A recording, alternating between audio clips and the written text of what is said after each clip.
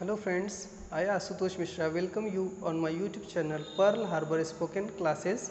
Friends, आज की video में हम कुछ रेडीमेड सेंटेंसेस के बारे में देखेंगे जो कि रेडीमेड सेंटेंसेस होते हैं और उनको आपको लर्न करके ही बोलना पड़ता है। तो यहाँ से हम इन सेंटेंसेस को आज देखेंगे।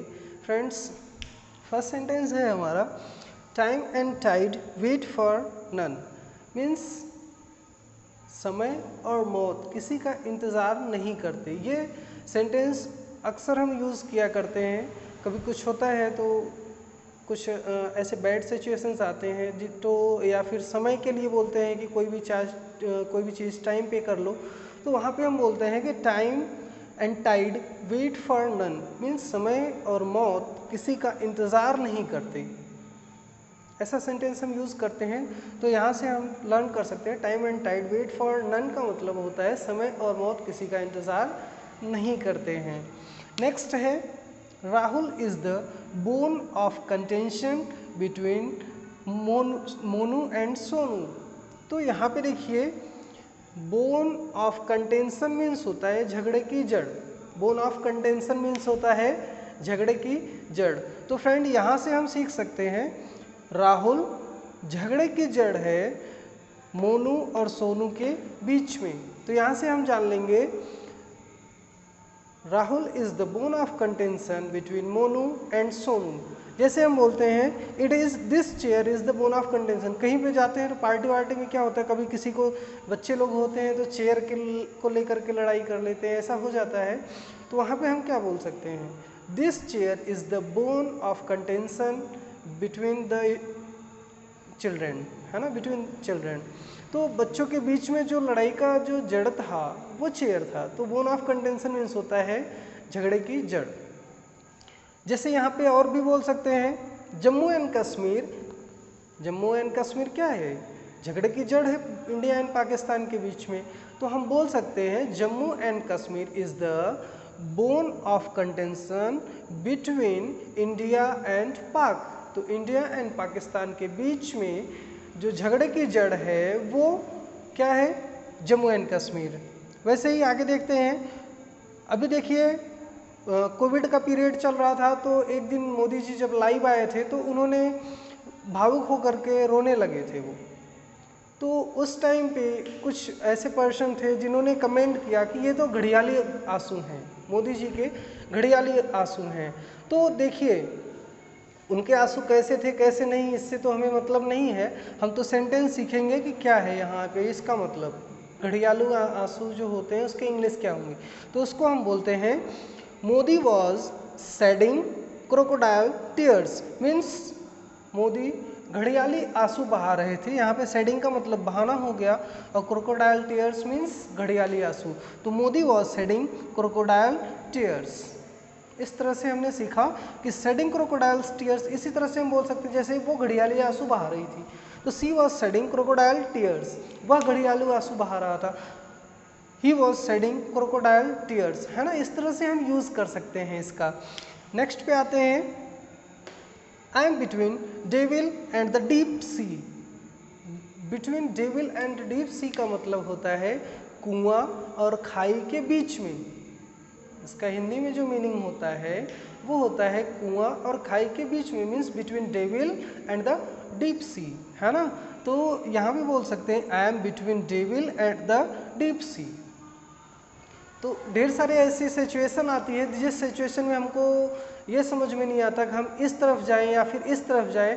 तो जब बीच में हम कंफ्यूज्ड होकर के पड़े रह जाते हैं तो उसी सिचुएशन को बोलते हैं between devil and the deep sea. ठीक है फ्रेंड्स। फ्रेंड्स, एक शायरी सुनते हैं। तो कहते हैं इश्क के नशे में बेकाबू मत बनना, इश्क के नशे में बेकाबू मत बनना। गौर फरमाइएगा फ्रेंड्स, इश्क के नशे में बेकाबू मत बनना, बाबा बन जाना पर बाबू मत बनना। बाबा बन जाना बट बाबू मत बनना। मीन्स यहाँ से क्या है, बाबा बनेंगे तो चीफ मिनिस्टर भी बन सकते हैं, क्या भरोसा। लेकिन बाबू बनने से wastage of time, just don't do that. यहाँ पे आते हैं फ्रेंड्स, आगे कंटिन्यू करते हैं। अब देखिए कभी कभी क्या होता है, हम जब स्पीक करते रहते हैं तो बोलते हैं कि अभी तो ये शुरुआत है, हाँ। कभी कोई मैटर आता है, कोई बोलता है यार ये तो बहुत अच्छा कर दिया आपने, तो आप बोलते हैं कि अरे अभी तो ये शुरुआत है, आगे आगे देखो क्या करते हैं हम। तो अभी तो ये शुरुआत है, इसका क्या मतलब होता है, it's tip of iceberg.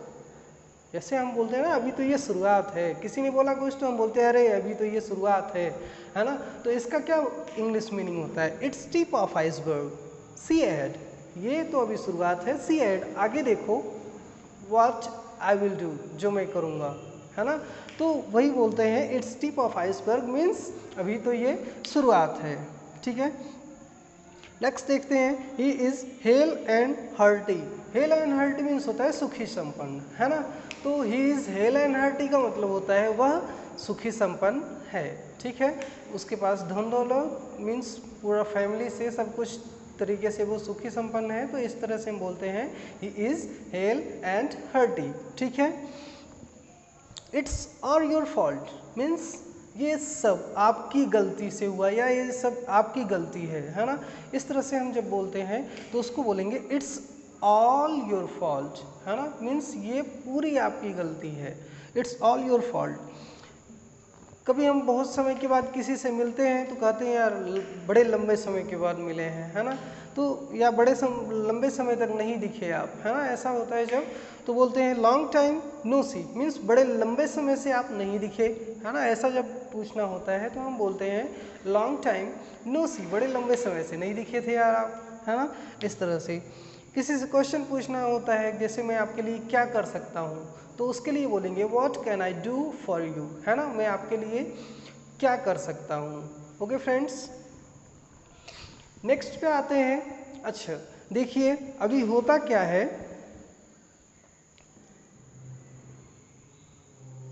Friends होता ये है कि एक पार्टी में हमारे छोटू हैं, बड़े छोटे से, वो जाते हैं पार्टी में और एक अंकल जी होते हैं, उनसे उन्हें बड़ी डांट पड़ जाती है। डांट इसलिए पड़ जाती है कि अंकल जी अपने ग्रुप में खड़े होते हैं और वहाँ पे छोटू जा कर के पब्लिकली बोल देते हैं your tummy is bulging out, है ना। अब क्या हो गया, जो अंकल जी थे उनको गुस्सा आ गया कि ये बच्चा पार्टी में इतने सबके लोगों के बीच में बोल रहा है your tummy is bulging out, है ना। मीन्स कोई भी इस तरह से बोल दे किसी पब्लिक प्लेस पे आपको, है ना, आपके तो जो टमी है वो बल्जिंग आउट हो रहा है। तो अब देखिए यहाँ से इसका मीनिंग क्या हो रहा है, your tummy is bulging out means होता है आपका पेट बाहर निकल रहा है, आपकी तोंद बाहर निकल रही है ना। तो हम ऐसे बोलते हैं your tummy is bulging out. अब छोटू ने चाचा को तो बोल दिया, अब देखो वहाँ पे हो गया बहुत बड़ा बवाल, छोटू ने चाचा को बोला। अब अंकल जी क्या कर रहे हैं, अंकल जी उसको डांटने लगे। डांटने की इंग्लिश होती है स्कोल्ड, है ना, स्कोल्ड करते हैं। स्कोल्ड मीन्स होता है डांटना। तो अंकल जी उनको छोटों को डांटने लगे। अब देखिए जब छोटों को अंकल जी डांटते हैं तो किस तरह से डांटते हैं, देखिए डांटने के बाद छोटू उनसे आर्गुमेंट करने लगते हैं। तो जब छोटू उनसे आर्गुमेंट करते हैं तब अंकल जी को और गुस्सा आ जाता है। तब अंकल जी देखिए बोलते क्या हैं, अंकल जी बोलते हैं माइंड योर लैंग्वेज, अपनी जुबान संभाल के बात करो, नहीं तो आपकी जुबान निकाल के आपके हाथ में रख दूंगा। अब देखिए क्या हो रहा है, बहुत लंबी लड़ाई होती है, छोटू में और अंकल में बातचीत होती है।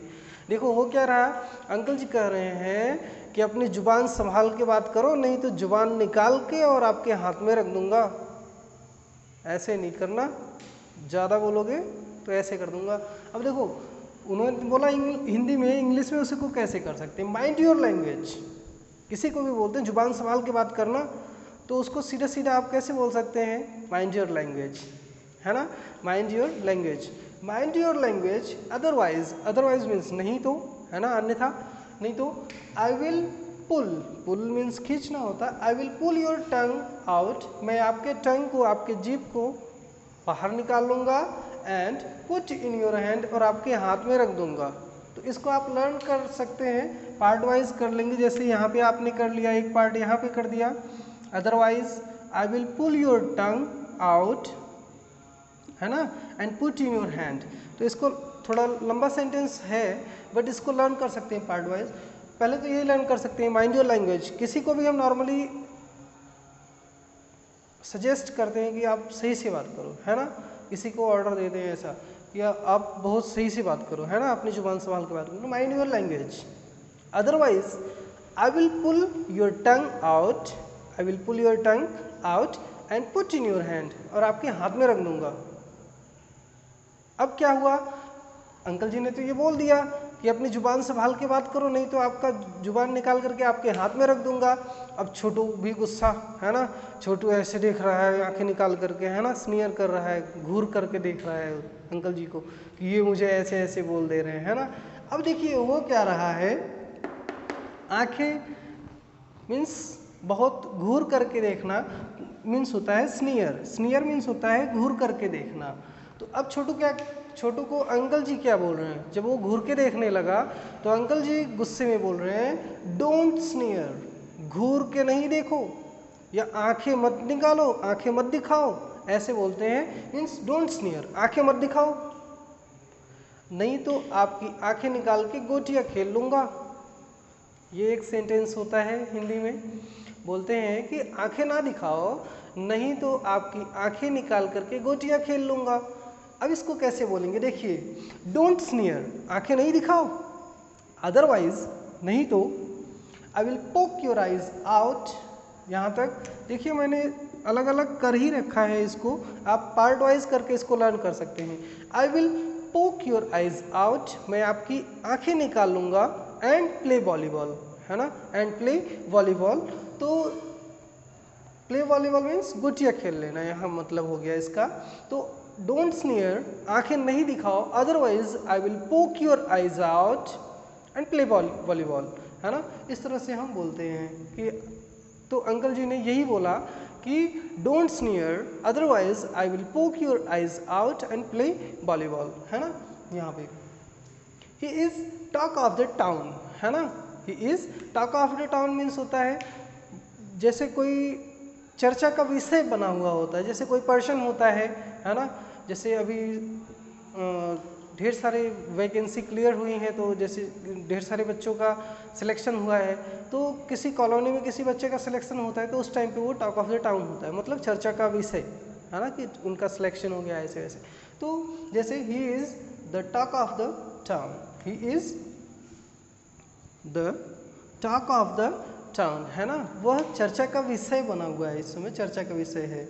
अब देखो हो क्या रहा है, यहाँ पे तो अंकल जी ने बहुत डांट लगा दी, अंकल जी यहाँ पे खूब डांट लगाए छोटू को इन दोनों सेंटेंसेस के थ्रू। अब देखिए हो क्या रहा है, इन सेंटेंसेस के थ्रू जब उन्होंने डांट लगाया तो अब छोटू जा कर के मुंह बना के बैठ गया कहीं पे, तो उसका फ्रेंड आता है, कहता है क्या हुआ भाई, चाचा ने आपकी लगा दी क्या, है ना। तो छोटू क्या बोलता है, छोटू बोलता है जले पे नमक ना छिड़को, अपने फ्रेंड से क्या बोलता है छोटू, जले पे नमक ना छिड़को, है ना, क्योंकि उसका फ्रेंड आता है बोलता है अरे यार ये तो बड़ा गजब का हो गया, आज बड़ा मज़ा आया, तो बड़ी अच्छी फीलिंग आ रही। तो छोटू क्या बोल रहा है, यार जले पे नमक नहीं छिड़को, मज़े नहीं लो, है ना। तो जले पे नमक नहीं छिड़कने का मतलब होता है don't insult to my injuries, है ना, मीन्स जले पे नमक नहीं छिड़को। Don't add insult, add means जोड़ना होता है, इंसल्ट मीन्स हो गया बेइज्जती, है ना। तो don't insult to my injuries, इसका मतलब होता है जले पे नमक नहीं छिड़को। अच्छा देखिए यहाँ पे एक सेंटेंस रिटन है, वंस बीटन ट्वाइस शाई। अगर इसको नॉर्मली ऐसे इसका मतलब निकालेंगे हम, तो इसका मतलब होगा एक बार पिट जाने पर 2 बार शर्माता है, बट ऐसा नहीं है। इसका मतलब ये हो गया कि दूध का जला छाछ भी फूंक फूंक कर पीता है, तो वंस बीटन ट्वाइस शाई का मतलब हो गया दूध का जला छाछ भी फूंक फूंक कर पीता है। सो फ्रेंड्स, आज का ये सेशन हमारा कंप्लीट हुआ। नेक्स्ट सेशन में हम कुछ ऐसे ही सेंटेंसेस को लेकर के आएंगे, या फिर कोई फॉर्मेट वाले सेंटेंसेस होंगे जिनको आपको फॉर्म करने बताया था जैसे फर्स्ट वीडियो में हमने, तो उसी तरह से कोई फॉर्मेट आएगा, तो आप उसको एंजॉय कीजिए, इसको भी एंजॉय कीजिए और आगे आने वाले वीडियो को भी आप एंजॉय कीजिएगा। Thanks for watching my video. अगर आपको अच्छा लगा हो तो प्लीज़ इसको शेयर एंड सब्सक्राइब कीजिएगा। Thank you, thanks for watching this video.